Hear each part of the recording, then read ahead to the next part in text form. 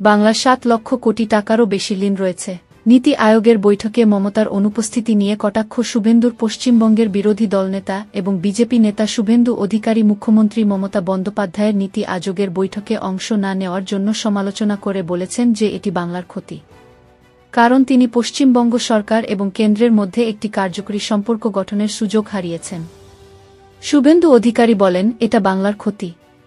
তিনি পশ্চিমবঙ্গ সরকার এবং কেন্দ্রের মধ্যে একটি কার্যকরী সম্পর্ক গঠনের সুযোগ হারিয়েছেন। আয়ুষ্মান ভারত, বিশ্বকর্মা প্রকল্প বা অন্য কোনো কেন্দ্রীয় সরকারি প্রকল্প পশ্চিমবঙ্গে বাস্তবায়িত হয়নি। এটি এখন একটি দেউলিয়া রাজ্য। বাংলা দেউলিয়া।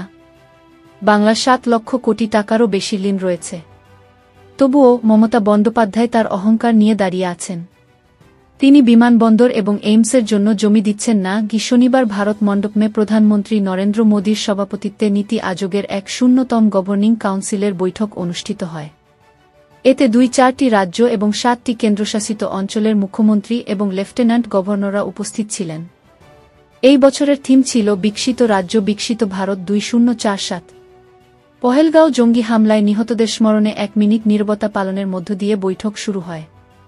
প্রধানমন্ত্রী উল্লেখ করেছেন যে অপারেশন সিঁদুরকে এককালীন উদ্যোগ হিসাবে বিবেচনা করা উচিত নয় এবং আমাদের অবশ্যই একটি দীর্ঘমেয়াদী পদ্ধতি গ্রহণ করতে হবে। প্রধানমন্ত্রী উল্লেখ করেছেন যে আমাদের অবশ্যই নাগরিক প্রস্তুতির জন্য আমাদের পদ্ধতি আধুনিক করতে হবে। তিনি বলেছিলেন যে সাম্প্রতিক মক ড্রিলগুলি নাগরিক প্রতিরক্ষার প্রতি আমাদের মনোযোগ পুনরুজ্জীবিত করেছে। রাজ্যগুলিকে নাগরিক প্রতিরক্ষা প্রস্তুতি প্রাতিষ্ঠানিক রূপ দিতে হবে, নীতি আয়োগের এক বিজ্ঞপ্তিতে বলা হয়েছে। মুখ্যমন্ত্রী এবং লেফটেন্যান্ট গভর্নররা অপারেশন সিঁদুরের নির্ভুলতা এবং লক্ষ্যবস্তুতে আঘাতের জন্য প্রশংসা করেছেন, যা জঙ্গি পরিকাঠামো ধ্বংস করেছে।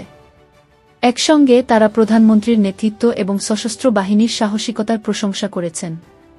তারা প্রতিরক্ষা খাতে আত্মনির্ভরতার প্রচেষ্টারও প্রশংসা করেছেন, যা প্রতিরক্ষা বাহিনীকে শক্তিশালী করেছে এবং আমাদের সক্ষমতার প্রতি আস্থা বৃদ্ধি করেছে।